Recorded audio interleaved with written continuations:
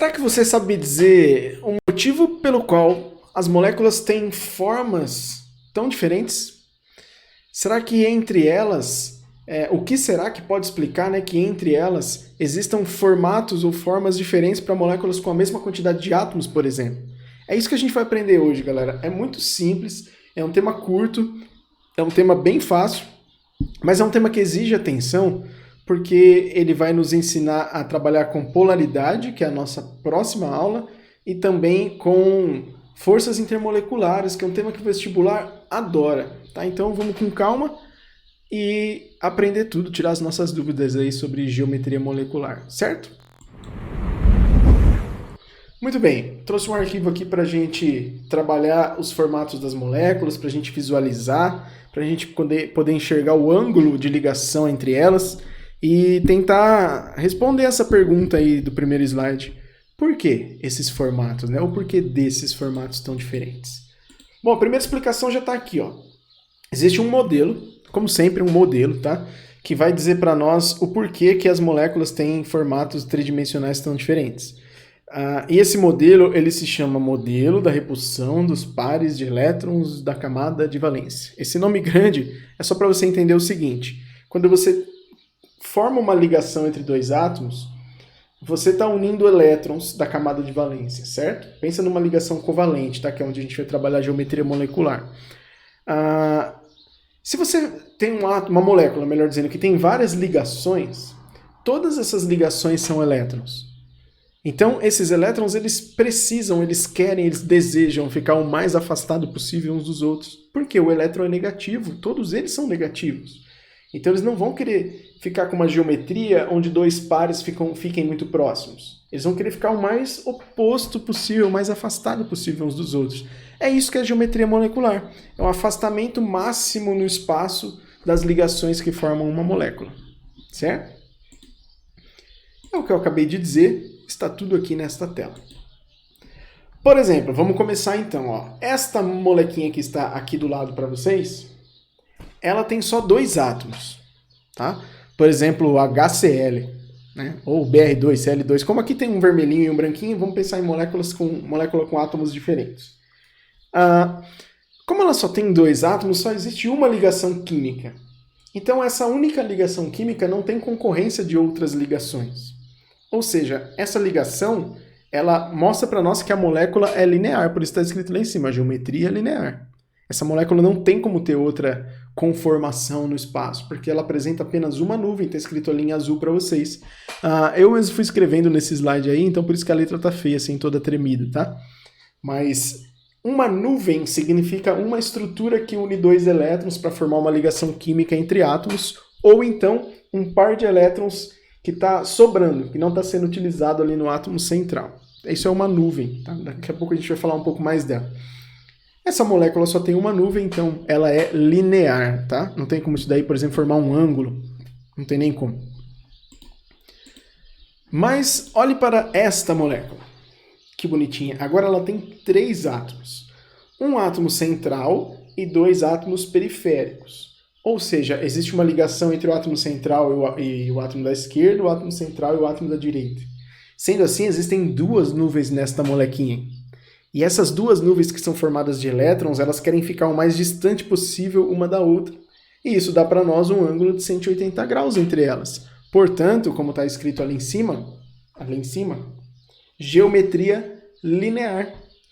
Porque 180 graus entre as duas ligações denota para nós uma geometria linear. Maravilha?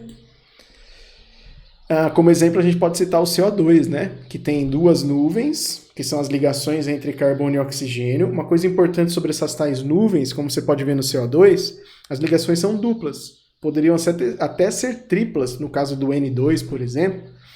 É considerado uma nuvem só, tá? A estrutura que une dois átomos é uma nuvem, seja ela uma ligação simples, dupla ou tripla, beleza? Então eu tenho duas nuvens de elétrons. Elas querem ficar a 180 graus uma da outra.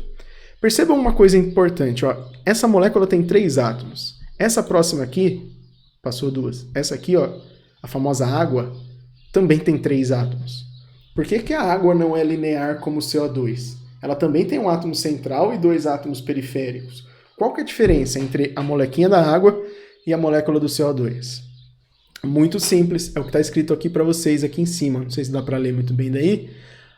Uma molécula como a água, aqui eu desenhei um par de elétrons só sobrando porque essa molécula é genérica, tá? Ela não está denotando para nós a água. Mas no caso da água é pior ainda porque são 2 pares de elétrons sobrando, né? O oxigênio ele tem 6 elétrons, ele está usando um para ligar com o hidrogênio, outro para ligar com o outro, então estão sobrando 2 pares de elétrons, certo?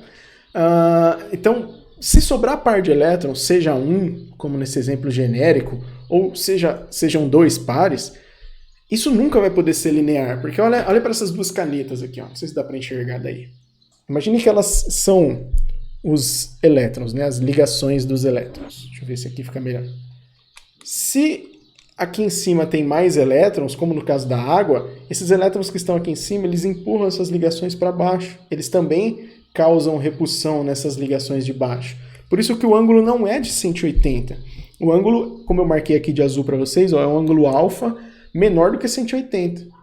Qual que é esse ângulo? Aí depende da molécula. No caso da água, é o ângulo de 104,5 graus.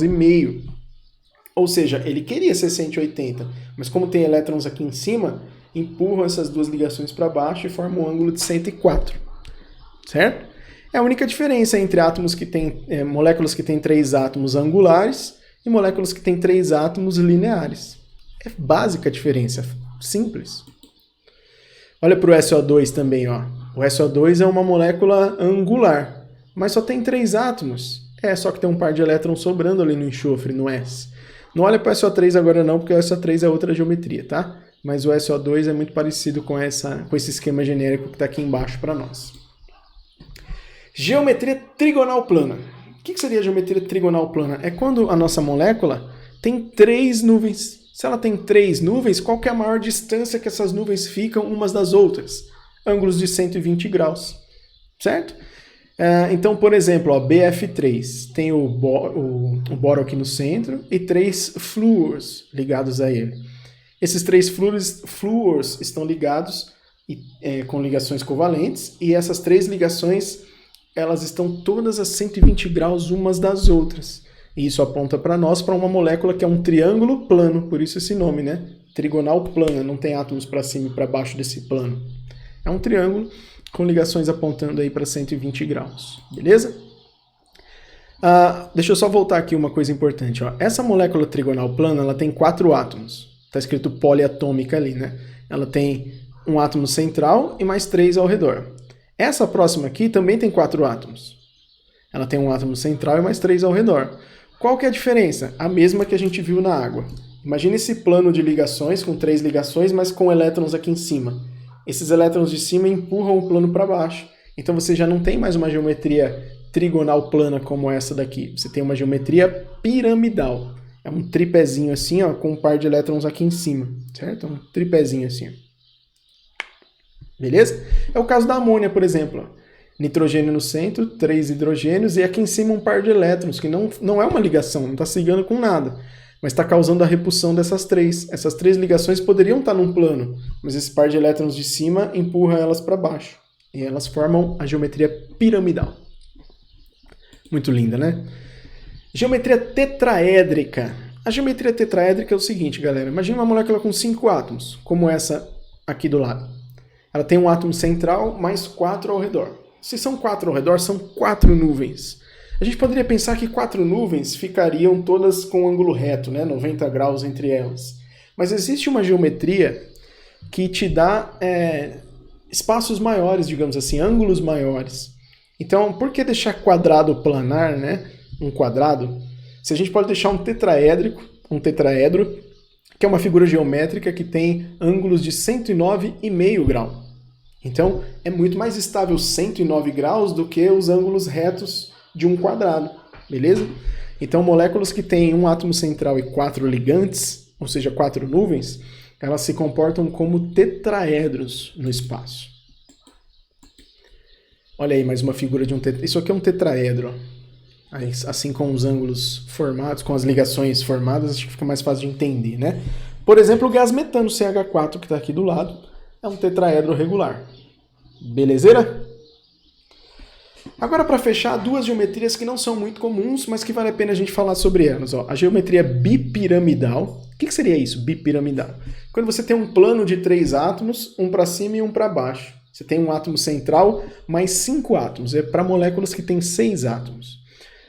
Olha para essa figura. Ó, você vai ter um eixo equatorial aqui com 3 átomos e entre eles 90 graus, né? Aliás, perdão, entre eles 120 graus.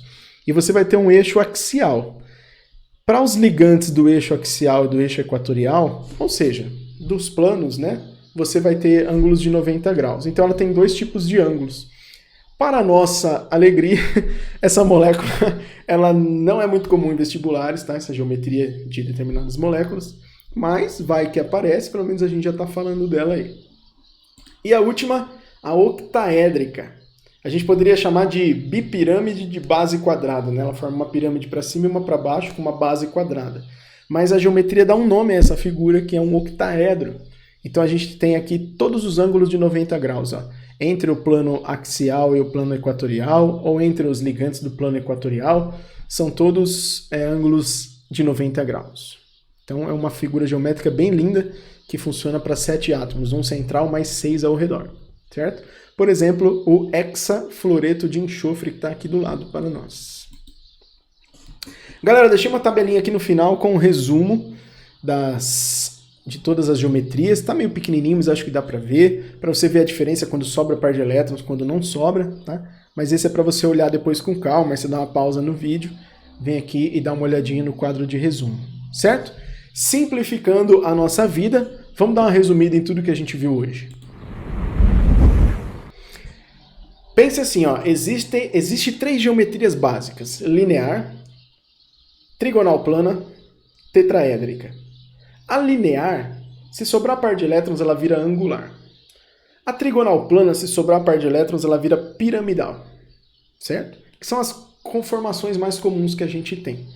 E depois tem a tetraédrica, aí as outras duas menos comuns lá, que é a bipirâmide e a octaédrica. Galera, não é muito, parece muita coisa, mas é de boa, tá? Pensa nas 3 principais e o resto vai sair fácil. Tranquilo? Então, espero ter lhe ajudado, pelo menos um pouquinho. Qualquer dúvida deixa aí nos comentários ou no Facebook. E a gente se vê na nossa próxima aula, beleza? Até mais!